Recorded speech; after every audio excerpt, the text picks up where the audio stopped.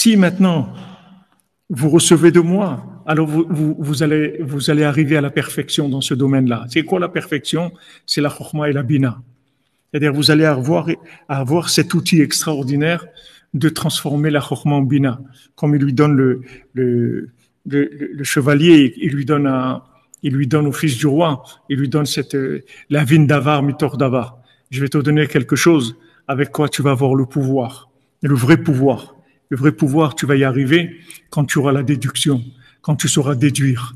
Mais on voit que tout le pays là-bas, qui était un pays des chachamim, des gens, des philosophes, des érudits, des intellos les plus grands du monde, le plus petit qu'il y avait dans ce pays, il était beaucoup plus calé que n'importe qui dans le monde. C'était un pays de génie, tous dans ce pays-là où il est arrivé le fils du roi. Et pourtant, ils étaient incapables de prendre le pouvoir parce que ils sont pas arrivés à résoudre les problèmes que le roi leur a laissés. Et notamment ce jardin où quand on rentrait, on était persécuté et que lui, quand il est arrivé, comme il avait la bina, il a compris tout de suite, il a déduit qu'il fallait déplacer cette statuette du roi et la mettre à l'intérieur et tout irait bien.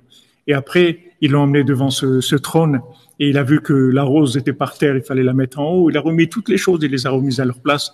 Il a mis de l'ordre.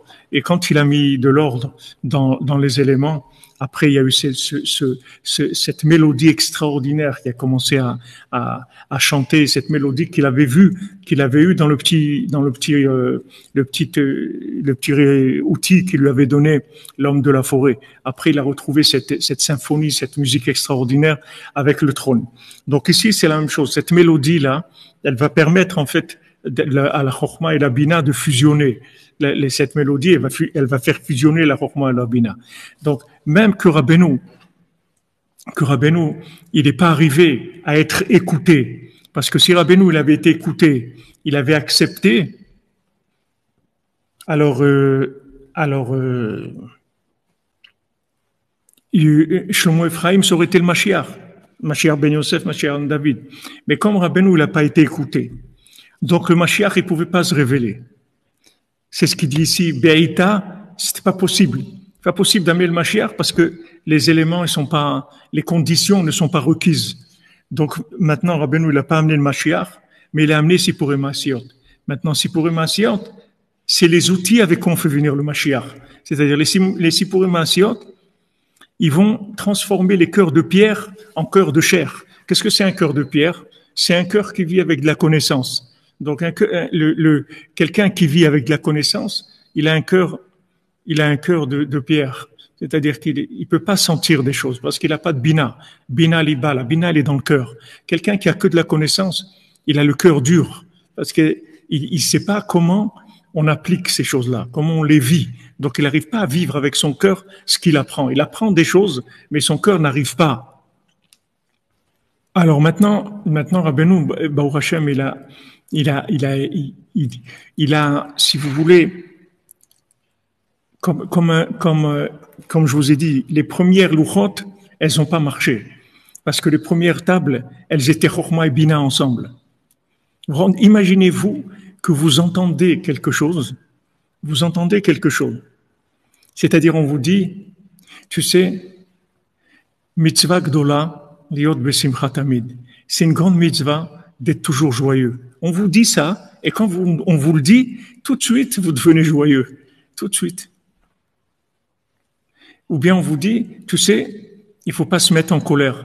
La colère, c'est la vodazara. On vous dit ça, et ça y est, c'est fini. Plus jamais vous vous mettez en colère dans votre vie. Parce que dans la connaissance, il y a la bina. Donc ça, c'était les premières tables. Mais comme maintenant, le Erev Rav, que c'était des gens qui étaient des grands malades de la bina, c'est-à-dire des gens, ils avaient aucune bina. Et vous voyez des gens comme ça existe. Avec ces enseignements, vous allez voir, vous allez repérer des gens. Vous allez voir qu'il y a des gens, ils n'ont pas de bina. Même dans la vie pratique, ils savent pas déduire. Il faut tout leur dire. Il n'y a aucune déduction. Rien. Tout, il faut le dire. Alors ça, tu fais comme ça, et comme ci, et comme l'autre, et c'est ça, et maintenant il faudra dire cette chose-là, et il faudra faire ça, et tout, il faut dire. Si vous dites pas tout, il n'y a pas de déduction. Des gens, des grands malades de la Bina. En général, les philosophes, c'est des grands malades de la Bina. Maintenant, ceux Erev Rav, c'était les grands malades de la Bina. Maintenant, mon cher Rabbeinu, c'est le tikkun de la Bina. Seulement, il n'est pas arrivé à faire descendre son énergie de façon parfaite, donc il n'est pas arrivé à les réparer. Le fait qu'il les a pas réparés, c'est eux qui ont entraîné la destruction des premières tables. C'est eux qui ont été détruits, qui ont fait que Moshe Rabbeinu l'a cassé les tables.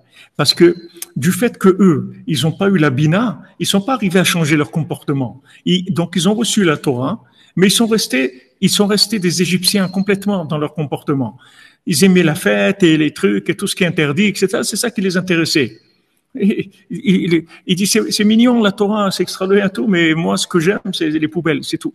Donc quand maintenant il n'est pas arrivé à leur communer, il n'est pas arrivé à les soigner, parce que c'est une maladie. Quelqu'un qui n'a pas de bina, c'est une maladie. C'est la maladie de la lune. C'est quand Hachem il a dit à la lune, diminue-toi, c'est tout. Diminue-toi. Elle dit maintenant, on peut pas prendre deux rois, ils peuvent pas avoir une couronne. Comment on va avoir une couronne à deux? Il y a une couronne pour deux. Alors, ok. Elle dit, c'est pas possible. Ou la chokhma, ou la bina. Mais on peut pas prendre la couronne, on n'en a qu'une seule. Alors, on la met à qui? À la chokhma ou à la bina? Alors, Hachem lui dit, diminue-toi.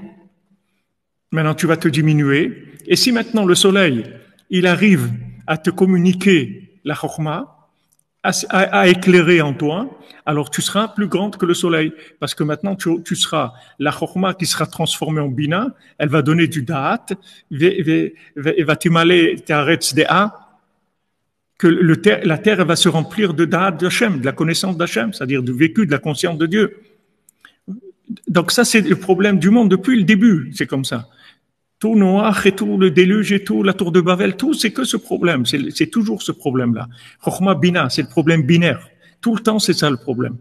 Donc maintenant, eux, ce Erev Rav, qui sont complètement pervers, détruits, qui ont des comportements de animal, complètement. Mais des grands philosophes, mon cher Rabbeinu les a fait sortir d'Égypte, il les a mis avec le peuple d'Israël.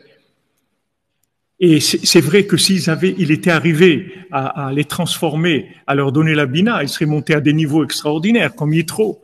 D'ailleurs, Yitro, regardez Yitro. Yitro, maintenant, le nom de Yitro, ça vient de Yeter, d'accord? Yeter, ça veut dire en plus. Donc, Yitro, maintenant, c'est un spécialiste de la Vodazara. C'est un prêtre dans toutes les idolâtries du monde. Maintenant, il lâche tout ça et il vient se convertir. Il a entendu. Il a entendu quoi? Il a entendu le mendiant qui a le cou tordu. Que, comme il dit ici, Trichim Kulam, Rak le Kabel Hashlemut Menu. Tout le monde doit recevoir de lui. Donc, il entend la voix de ce mendiant et il se rapproche. D'accord? Maintenant, une fois que Yitro, il se rapproche, qu'est-ce qu'il donne comme conseil à Moshe Rabbeinu? Il lui donne le conseil des tzimtzumim, c'est-à-dire de la bina. Comment on fait? Toi, Moshe Rabbeinu, maintenant, tu es devant, il avait 3 millions de personnes devant lui, Moshe Rabbeinu. 3 millions de gens de qui il devait s'occuper. Maintenant, comment il va s'occuper de 3 millions de personnes? Yitro lui a dit, mais tu vas pas arriver. Tu vas les fatiguer, tu vas te fatiguer, tu vas pas arriver. Donc, tu vas nommer des princes de 1000, des princes de 100, princes de 50, etc., de 10. Comme ça, maintenant, tu vas créer des tzimtzumim de bina. Razak Jean-Luc. Razak. D'accord? Maintenant, qu'est-ce que c'est prince de 1000 et prince de 100?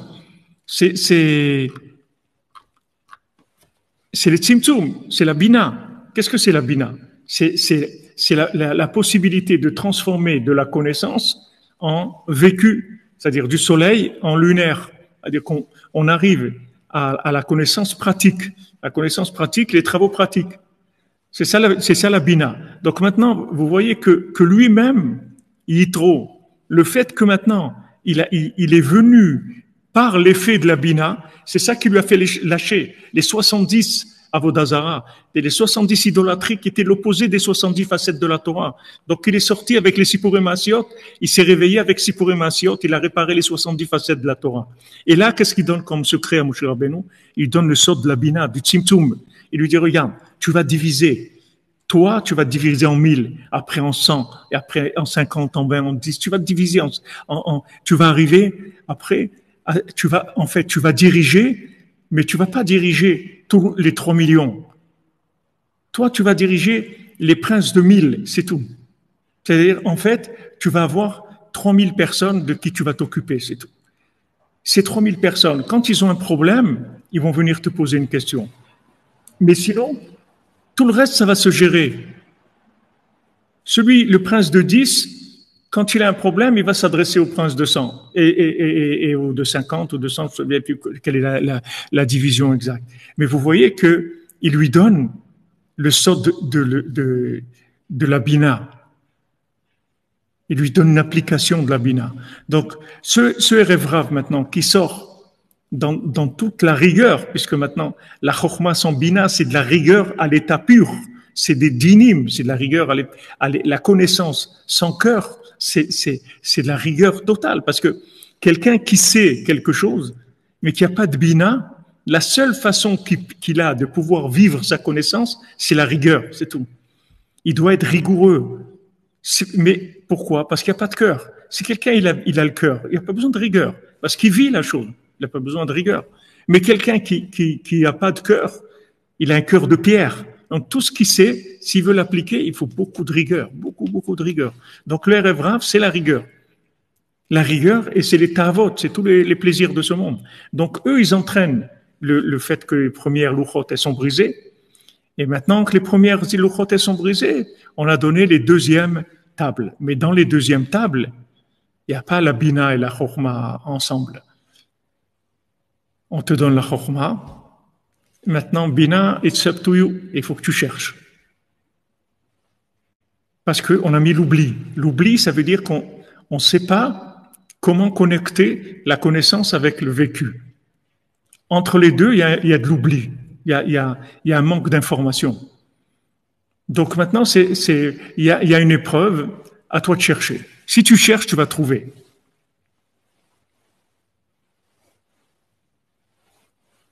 D'accord?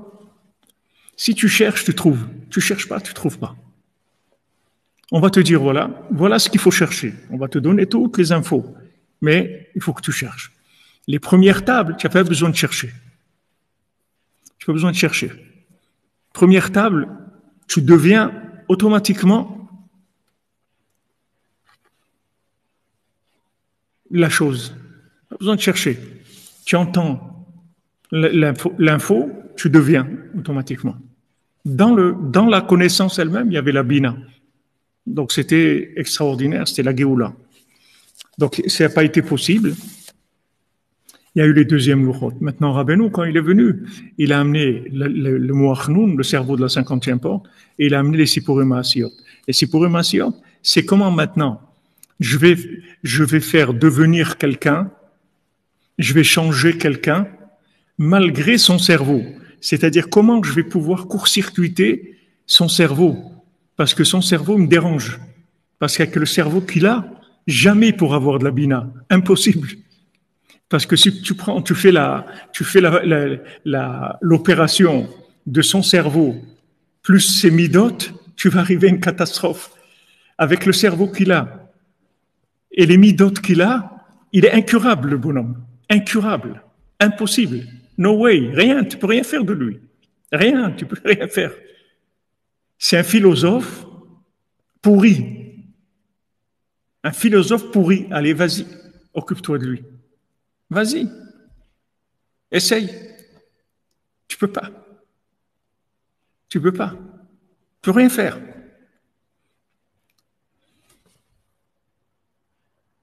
Est-ce que vous suivez? Est-ce que c'est clair, ça, ces notions-là?